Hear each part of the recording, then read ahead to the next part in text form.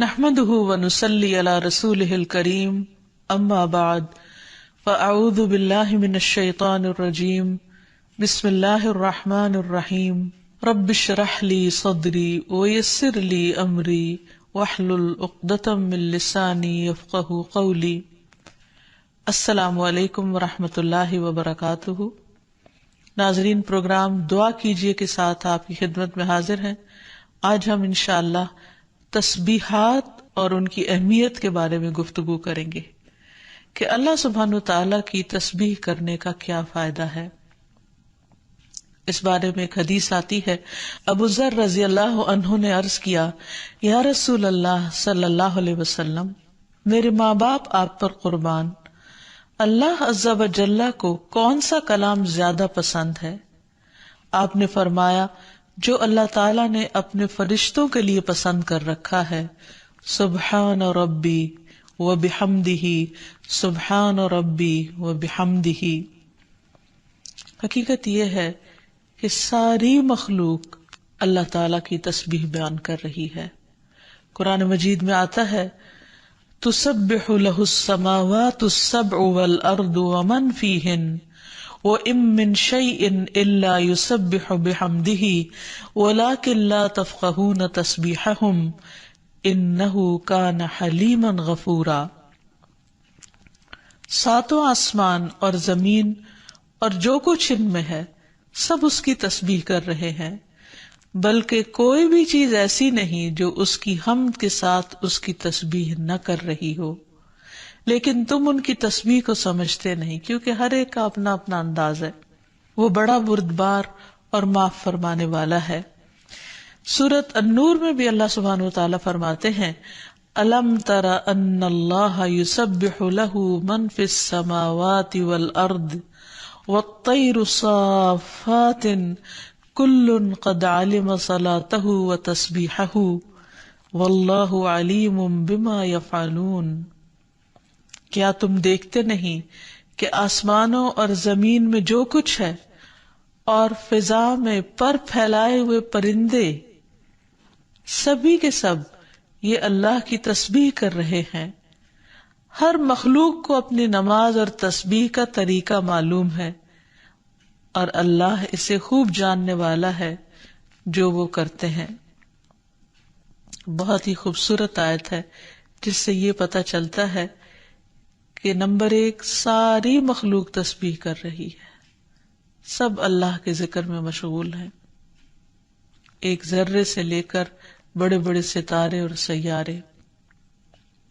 اور پھر خصوصاً پرندوں کی بات کی گئی، یعنی زمین اور آسمان کی مخلوق تو کر ہی رہی ہے تسبیح، لیکن ان دونوں کے درمیان جو پرندے اڑتے ہوئے نظر آ رہے ہیں، اور بعض اوقات صفوں کی شکل میں، یعنی صف باندھے ہوئے یا پر پھیلاتے ہوئے اور سکیڑتے ہوئے یا اڑتے ہوئے، سب مل کر یا اکیلے اکیلے، یہ سب اللہ سبحانہ وتعالیٰ کی پاکی بیان کرتے ہیں۔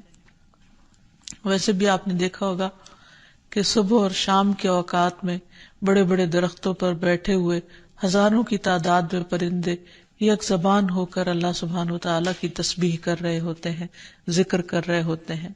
فرمایا یہ سب اللہ کی تسبیح کرتے ہیں۔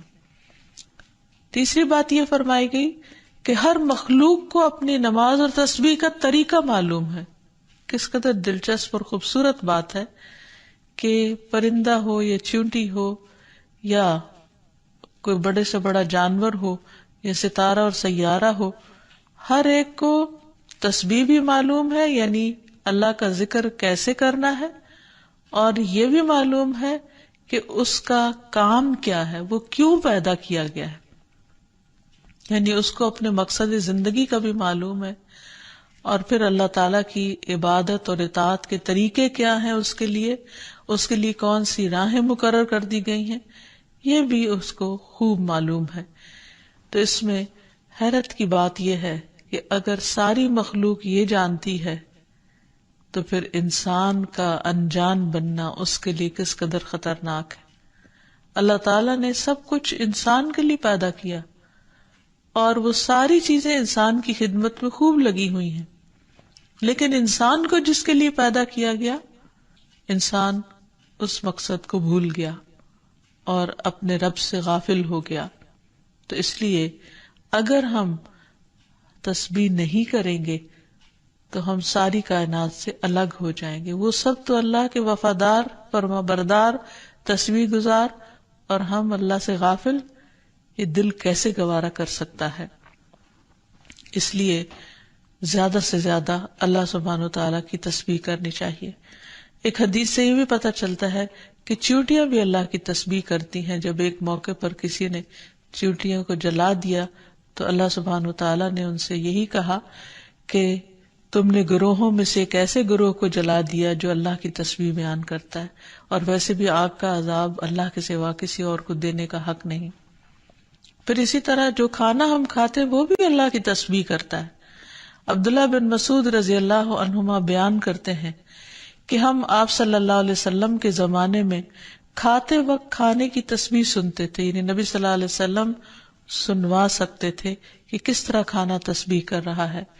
پھر اسی طرح فرشتے بھی اللہ تعالیٰ کی تسبیح کرتے ہیں، جس کا وہ اقرار خود کر رہے تھے کہ وَنَحْنُ نُسَبِّحُ بِحَمْدِكَ وَنُقَدِّسُ لَكَ، کہ ہم تیری حمد کے ساتھ تیری تسبیح کرتے ہیں اور تیری پاکی بیان کرتے ہیں. قرآن مجید میں سورۃ الشورى میں بھی آتا ہے وَالْمَلَائِكَةُ يُسَبِّحُونَ بِحَمْدِ رَبِّهِمْ، اور فرشتے اپنے رب کی حمد کے ساتھ اس کی تسبیح کرتے ہیں، یعنی تعریف بھی کرتے ہیں، تسبیح بھی کرتے ہیں. تسبیح کا مطلب ہوتا ہے اللہ تعالیٰ کو ہر عیب اور نقص سے پاک قرار دینا، اور حمد ہوتا ہے اللہ تعالیٰ کی تعریف بیان کرنا، یعنی اس کی خوبیوں پر اور اس کے کمالات پر اس کی تعریف کرنا. پھر اسی طرح وہ فرشتے جو عرش کو اٹھائے ہوئے ہیں وہ بھی اللہ تعالیٰ کی تسبیح کرتے رہتے ہیں. الذین یحملون العرش ومن حولہ یسبحون بحمد ربہم، جو فرشتے عرش اٹھائے ہوئے ہیں اور جو اس کے ارد گرد ہیں سب اپنے پروردگار کی حمد کے ساتھ اس کی تسبیح کرتے ہیں. ایک اور جگہ پر آتا ہے وَتَرَى الْمَلَائِكَةَ حَافِّينَ مِنْ حَوْلِ الْعَرْشِ يُسَبِّحُونَ بِحَمْدِ رَبِّهِمْ. نیز اس دن آپ دیکھیں گے، یعنی قیامت کے دن، کہ فرشتے عرش کے گرد حلقہ باندھے اپنے پروردگار کی تعریف کے ساتھ تسبیح کر رہے ہیں. پھر اسی طرح بعض مواقع پر جب وحی نازل ہوئی تو نزول وحی کے وقت حاملین عرش سے لے کر تمام انسانوں کے فرشتوں نے تسبیح کی، یعنی انسان کی ہدایت کے لیے اتنی بہترین کتاب اتاری جا رہی تھی. اور تسبیح فرشتوں کی خوراک بھی ہے، یعنی جیسے ہم انسان کھانا پینا کرتے ہیں اسی طرح فرشتوں کو کسی مادی چیز کے کھانے کی ضرورت نہیں ہوتی، وہ ان کی تسبیح جو ہے وہی خوراک ہے. اس بارے میں حضرت عائشہ کہتی ہیں کہ میں نے نبی صلی اللہ علیہ وسلم سے پوچھا کہ دجال کے زمانے میں ایمان والوں کا کھانا کیا ہوگا، یعنی اتنا فتنے کا دور ہوگا اور ہر شخص چھپ جائے گا اور چاہے گا کہ وہ اس فتنے سے بچ جائے، تو پھر وہ کیا کھائے گا؟ آپ نے فرمایا جو فرشتوں کا ہے، یعنی تسبیح، تکبیر، تحمید، تحلیل، یعنی اللہ تعالیٰ کی حمد و ثنا کرنا، اللہ کا ذکر کرنا. اور تسبیح کیوں نہ کی جائے؟ کیونکہ اللہ سبحانہ تعالیٰ نے قرآن مجید میں اپنے حبیب محمد صلی اللہ علیہ وسلم کو بارہا تسبیح بیان کرنے کا حکم دیا ہے. فرمایا فسبح باسم ربک العظیم، سو اپنے بہت عظمت والے رب کے نام کی تسبیح کیا کریں. پھر ہے سبح اسم ربک الاعلی، اپنے رب کے نام کی تسبیح کریں جو سب سے بلند ہے. پھر ہے فسبح بحمد ربک وکن من الساجدین، پس اپنے رب کی حمد کے ساتھ تسبیح کریں اور سجدہ کرنے والوں میں سے ہو جائیں. پھر نبی صلی اللہ علیہ وسلم کو ایک اور جگہ پر صبح و شام اللہ تعالیٰ کی تسبیح کرنے کا حکم دیا گیا. سورۃ طٰہٰ میں اللہ تعالیٰ فرماتے ہیں سو اس پر صبر کرو جو وہ کہتے ہیں، اور سورج طلوع ہونے سے پہلے اور اس کے غروب ہونے سے پہلے اپنے رب کی حمد کے ساتھ تسبیح کرو، اور رات کے کچھ اوقات میں بھی پس تسبیح کرو، اور دن کے کناروں میں بھی، تاکہ تم خوش ہو جاؤ. یعنی خوشی کا راز، اطمینان اور سکون کا راز اللہ تعالیٰ کی تسبیح کرنے میں ہے، جو ذکر کا ایک بہترین طریقہ ہے. اور یہ ایمان والوں کی علامت بھی ہے کیونکہ قرآن مجید میں آتا ہے انما یؤمن بآیاتنا الذین اذا ذکروا بها خروا سجدا وسبحوا بحمد ربهم وهم لا يستكبرون، کہ ہماری آیات پر تو وہی لوگ ایمان رکھتے ہیں کہ جب انہیں ان کے ساتھ نصیحت کی جاتی ہے تو وہ سجدہ کرتے ہوئے گر پڑتے ہیں، یعنی جھک جاتے ہیں، اور اپنے رب کے حمد کے ساتھ اس کی تسبیح کرتے ہیں اور وہ تکبر نہیں کرتے. یعنی یہ ہوتی ہے مومن کی شان کہ وہ اللہ کی تعریف میں کھویا ہوتا ہے، اللہ کی پاکیزگی بیان کرتا ہے، وہ اپنے رب کی قدر کو پہچانتا ہے اور اپنے کوتاہیوں کو اور اپنی غلطیوں کو، اسی لیے وہ اللہ تعالیٰ کی پاکی بیان کرتا ہے اور اپنے قصور کا اعتراف کرتا ہے، اور اس کی زبان اللہ کے ذکر سے تر رہتی ہے. پھر اسی طرح یہ ہے کہ تسبیح تمام مخلوق کے رزق کی کنجی بھی ہے. اللہ کے نبی نوح علیہ السلام کی وفات کا وقت جب قریب آیا تو انہوں نے اپنے بیٹے سے فرمایا کہ میں تمہیں ایک وصیت کر رہا ہوں، سبحان اللہ و بحمدہ کا ورد کرتے رہنا. یہ ہر چیز کی نماز ہے، اس کے ذریعے مخلوق کو رزق ملتا ہے. تو جو شخص یہ چاہتا ہو کہ اس کے رزق میں کشادگی ہو، اسے بھی کثرت کے ساتھ تسبیح کرنی چاہیے. جیسے اللہ تعالیٰ قرآن مجید میں حکم بھی دیتے ہیں، یا ایھا الذین آمنوا اذکروا اللہ ذکرا کثیرا وسبحوہ بکرۃ واصیلا. اے ایمان والو، اللہ کو بکثرت یاد کیا کرو اور صبح و شام اس کی تسبیح بیان کیا کرو. یعنی انسان کو خاص طور پر صبح اور شام کے اوقات میں تسبیح کرنی چاہیے، جس کی تفصیل احادیث میں ہمیں ملتی ہے. رسول اللہ صلی اللہ علیہ وسلم خود بھی کثرت کے ساتھ سبحان اللہ و بحمدہ استغفر اللہ و اتوب الیہ کثرت سے پڑھا کرتے تھے کہ پاک ہے اللہ اور اس کی تعریف کے ساتھ، اور میں اللہ تعالیٰ سے بخشش طلب کرتا ہوں اور میں اس کی طرف توبہ کرتا ہوں. پھر اسی طرح تسبیح اہل جنت کی پکار بھی ہوگی، دعواہم فیہا سبحانک اللہم، کہ ان کی پکار وہاں ہوگی کہ اے اللہ تو پاک ہے ہر عیب سے، ہر کمی کوتاہی سے، ہر نقص سے، یعنی تو بے عیب ہے، منزہ ہے. اور یہ اللہ سبحانہ وتعالیٰ کو نہایت پسند ہے کہ اس کی کوئی مخلوق اس کی پاکی بیان کرے، کیونکہ وہ اس کا مستحق ہے، وہ ہے ہی پاک. پھر یہ ہے کہ اہل جنت بھی صبح و شام اللہ تعالیٰ کی تسبیح بیان کریں گے. اس لیے ضروری ہے کہ انسان یہ سلسلہ دنیا سے ہی شروع کر دے. اہل جنت کی تسبیح جو ہے وہ ان کی سانسوں میں جاری کر دی جائے گی. اور پھر جو لوگ اللہ تعالیٰ کی تسبیح نہیں کرتے وہ دراصل بد نصیب ہیں، کیونکہ وہ اتنی بڑی خیر سے محروم ہو رہے ہیں جو دنیا میں ان کے لیے سکون کا باعث ہے اور آخرت میں ان کے لیے رب کے قرب کا ذریعہ ہوگی. تسبیح کے لیے جو الفاظ استعمال ہوتے ہیں اس میں سبحان اللہ و بحمدہ، سبحان ربی الاعلی، سبحان ربی العظیم، یہ تمام کلمات جو ہیں یہ تسبیح کے ہیں. اس کے علاوہ ایک اور حدیث سے ہمیں پتہ چلتا ہے، سمرہ بن جندب کہتے ہیں کہ رسول اللہ صلی اللہ علیہ وسلم نے فرمایا اللہ کے نزدیک سب سے زیادہ محبوب کلمات 4 ہیں، سبحان اللہ والحمد للہ ولا الہ الا اللہ واللہ اکبر. اور تمہیں اس میں سے کسی بھی کلمے سے شروع کرنا نقصان نہ دے گا، یعنی پہلے الحمدللہ بھی کہہ سکتے ہیں یا سبحان اللہ پہلے کہہ سکتے ہیں، لیکن یہ اللہ تعالیٰ کے نہایت پسندیدہ ترین کلمات ہیں. پھر اسی طرح آپ صلی اللہ علیہ وسلم نے یہ بھی فرمایا کہ بے شک تم لوگ اللہ کی عظمت کا جو ذکر کرتے ہو، یعنی تسبیح، تحلیل، تحمید، جو الفاظ بھی کہتے ہو، وہ عرش کے ارد گرد چکر لگاتے ہیں. ان کی ایسی بنبناہٹ ہوتی ہے جیسے شہد کی مکھیوں کی بنبناہٹ. وہ اپنے کہنے والے کا ذکر اللہ کے ہاں کرتے ہیں. کیا تم نہیں چاہتے کہ اللہ کے ہاں تمہارا ذکر ہوتا رہے؟ تو اس سے پتہ چلتا ہے کہ انسان اگر یہ چاہتا ہے کہ اللہ سبحانہ وتعالیٰ کے ہاں اس کا ذکر ہو تو اس کو چاہیے کہ دنیا میں وہ کثرت کے ساتھ تسبیح کرے، کیونکہ یہ اس کے لیے تمام چیزوں سے بہتر ہے. تسبیحات کا پڑھنا، تمام چیزوں سے بہتر ہے۔ ابو ہریرہ کی روایت میں آتا ہے کہ رسول اللہ صلی اللہ علیہ وسلم نے فرمایا، سبحان اللہ والحمد للہ ولا الہ الا اللہ واللہ اکبر، کہ اللہ پاک ہے اور سب تعریفیں اسی کے لیے ہیں، اللہ کے سوا کوئی معبود نہیں اور اللہ سب سے بڑا ہے۔ یہ کہنا میرے نزدیک ہر اس چیز سے محبوب ہے جس پر سورج طلوع ہو، یعنی بڑے بڑے سونے چاندی کے ڈھیر سے بھی زیادہ پسندیدہ تھا نبی صلی اللہ علیہ وسلم کے نزدیک ان کلمات کا ذکر کرنا، ورد کرتے رہنا۔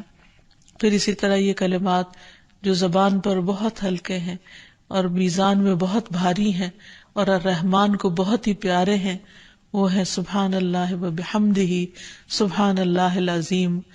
پھر ایک بار تسبیح پڑھنے سے زمین و آسمان بھر جاتا ہے۔ رسول اللہ صلی اللہ علیہ وسلم نے فرمایا، طہارت نصف ایمان کے برابر ہے، اور الحمدللہ کہنا میزان کو بھر دیتا ہے۔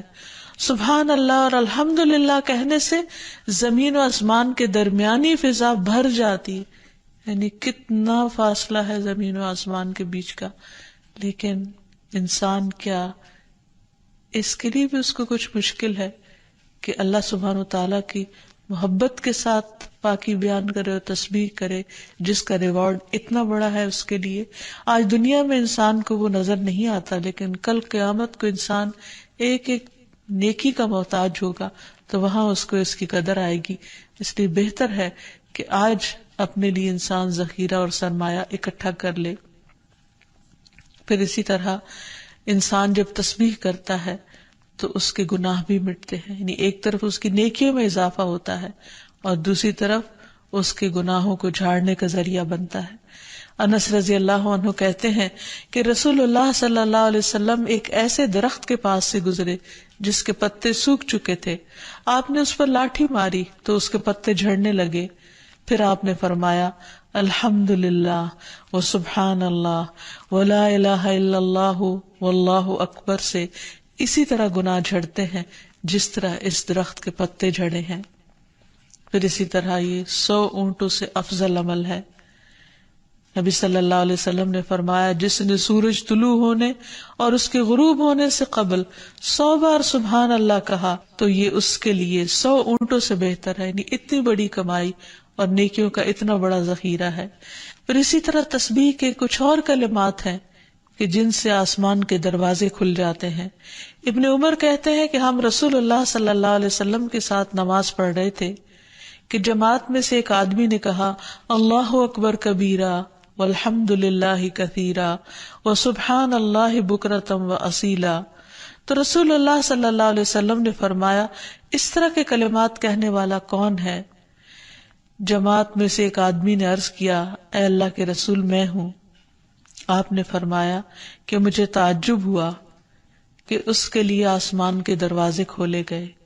ابن عمر فرماتے ہیں کہ میں نے ان کلمات کو پھر کبھی نہیں چھوڑا جب سے اس کے بارے میں میں نے رسول اللہ صلی اللہ علیہ وسلم کو یہ فرماتے ہوئے سنا، کیا کہ اس شخص کے لیے آسمان کے دروازے کھول دیے گئے، یعنی ان کلمات کے پڑھنے کی وجہ سے۔ پھر تسبیحات کا پڑھنا جنت میں درخت لگانے کا سبب بنتا ہے۔ پھر اسی طرح انسان کے تمام جوڑوں کا صدقہ ہر روز اس پر واجب ہو جاتا ہے، اور یہ تسبیحات اس کے لیے ہر جوڑ سے صدقے کا باعث بنتی ہیں۔ پھر یہ ہے کہ تسبیحات عمر میں اضافے کا ذریعہ بھی بنتی ہیں۔ نبی صلی اللہ علیہ وسلم نے فرمایا، اللہ کے نزدیک اس مومن سے افضل کوئی نہیں جسے حالت اسلام میں لمبی عمر دی گئی ہو، اس کی تسبیح و تکبیر اور تحلیل کی وجہ سے۔ پھر اسی طرح انسان کے لیے یہ تسبیحات محرومی سے بچاؤ کا ذریعہ بھی ہیں۔ رسول اللہ صلی اللہ علیہ وسلم نے فرمایا، کچھ دعائیں ایسی ہیں جن کو 100 مرتبہ پڑھنے والا کبھی محروم نہیں ہوتا۔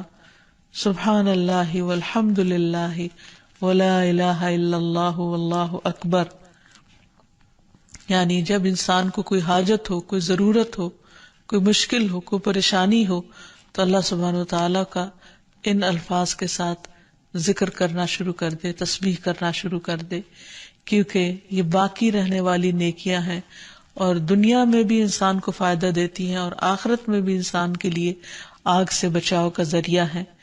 حدیث میں آتا ہے رسول اللہ صلی اللہ علیہ وسلم نے فرمایا اپنا بچاؤ حاصل کر لو۔ صحابہ نے عرض کیا اللہ کے رسول کیا دشمن آ گیا؟ آپ نے فرمایا نہیں، لیکن جہنم سے تمہارا بچاؤ سبحان اللہ والحمد للہ ولا الہ الا اللہ واللہ اکبر سے ہے، اور یہی کلمات باقیات صالحات ہیں۔ پھر اسی طرح دل کی گھٹن اور سینے کی تنگی کا علاج بھی تسبیح میں ہے۔ پریشانی، ڈر اور خوف کو دور کرنے کا ذریعہ بھی تسبیحات ہیں۔ تو ہر موقع کی مناسبت سے انسان کو تسبیح کرتے رہنا چاہیے۔ جب نعمت کی تکمیل ہو، جیسے نبی صلی اللہ علیہ وسلم نے جب اپنا مشن مکمل کر لیا اور اللہ سبحانہ وتعالی نے ان کی گواہی دے دی کہ ان کا کام پورا ہو چکا ہے، تو اس وقت یہ سورت نازل ہوئی اذا جاء نصر اللہ والفتح ورأیت الناس يدخلون فی دین اللہ افواجا فسبح بحمد ربک واستغفر انہ کان توابا۔ جب اللہ کی مدد اور فتح آ جائے اور تو لوگوں کو دیکھے کہ وہ اللہ کے دین میں فوج در فوج داخل ہو رہے ہیں، تو اپنے رب کی حمد کے ساتھ تسبیح کرو اور اس سے بخشش مانگو، بے شک یقیناً وہ بڑا توبہ قبول کرنے والا ہے۔ پھر اسی طرح یہ ہے کہ انسان کو صبح و شام سبحان اللہ و بحمدہ کی تسبیح کرنی چاہیے۔ جو ایسا کرے اس کے تمام گناہ معاف کر دیے جاتے ہیں، خاص سمندر کی جھاگ برابر ہی کیوں نہ ہو۔ پھر خصوصاً فجر کے بعد انسان 3 بار یہ کلمات پڑھے، سبحان اللہ و بحمدہ عدد خلقہ ورضا نفسہ وزنۃ عرشہ ومداد کلماتہ۔ اللہ کی تعریف اور اسی کی پاکی ہے، اس کی مخلوق کی تعداد کے برابر، اس کی رضا اور اس کے عرش کے وزن اور اس کے کلمات کی سیاہی کے برابر، یعنی اللہ سبحانہ و تعالیٰ کی تعریف ہر چیز سے زیادہ۔ پھر اسی طرح یہ ہے کہ فجر کے بعد اور عصر کے بعد خصوصی طور پر تسبیح کا وقت ہوتا ہے اور ساری مخلوق اس وقت تسبیح میں مشغول ہوتی ہے۔ پھر رکوع اور سجدوں میں اللہ تعالیٰ کی تسبیح بیان کرنی چاہیے۔ نماز کے بعد تسبیحات فاطمہ پڑھنی چاہیے۔ سوتے وقت وہ تسبیحات پڑھنی چاہیے جو نبی صلی اللہ علیہ وسلم نے حضرت فاطمہ کو سکھائی تھی۔ پھر اسی طرح نبی صلی اللہ علیہ وسلم رات کو جب تک نیند نہیں آتی تھی مسلسل تسبیح کرتے رہتے تھے۔ پھر اسی طرح قرآن مجید پڑھتے ہوئے جو آیات آپ کو خوش کرتی ان پر آپ اللہ سبحانہ وتعالیٰ کی تسبیح بیان کرتے۔ پھر اسی طرح بجلی کڑکنے پر یسبح الرعد بحمدہ والملائکۃ من خیفتہ کا پڑھنا۔ پھر بلندی سے اترتے وقت سبحان اللہ کی تسبیح کرنا۔ پھر جب کوئی چیز انسان کو فیسینیٹ کرے، تعجب ہو، کوئی چیز حیران کرے یا اچھی معلوم ہو، اس وقت سبحان اللہ کہنا۔ یہ تمام چیزیں سنت سے ثابت ہیں۔ اللہ تعالیٰ سے دعا ہے کہ وہ ہمیں ان لوگوں میں شامل کر لے جو اس کی تسبیح کرنے سے محبت رکھتے ہیں۔ وآخر دعوانا ان الحمد للہ رب العالمین۔ السلام علیکم ورحمۃ اللہ وبرکاتہ۔